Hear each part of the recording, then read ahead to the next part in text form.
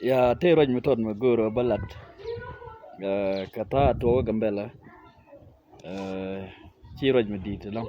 Ya. Ta naga norma. Siamanda number. Ko lia ta gambel cha ngogo. Kane naga long nore katala melel kumaja. Benana.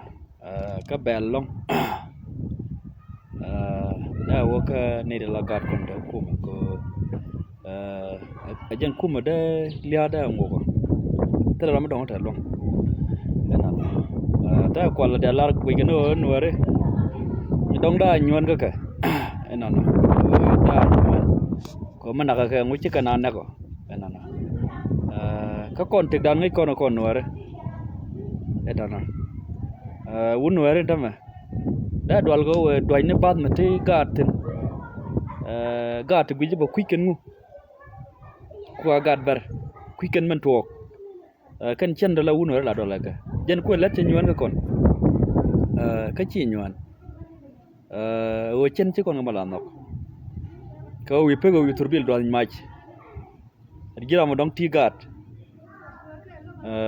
wi do ma turbil bar mate gatin chi un wor jalar no jada para melat bara ana kujemo kuma jenda do lada ere keta kala ko dawaj mi wa ko daga wajen tam da pek na kon dial kane to ne mi ta kap dio da pek enana da kwa kane mi akap da rek da yuto enana kor long chi jenda solution enana ajen ko la bel ne kon taw kuma ko kanda na mada kana tukana ko ngaye kan ne nang na ya ka man da to enana ba kon tar long enana ko kan nore chi kan chabar di pe ram ne ke ram kuje gwan to rekten la kon dol bad bar pe ne ke onwar nam ba kon tar enana ajen ko la bel ne kon long enana no o gangraro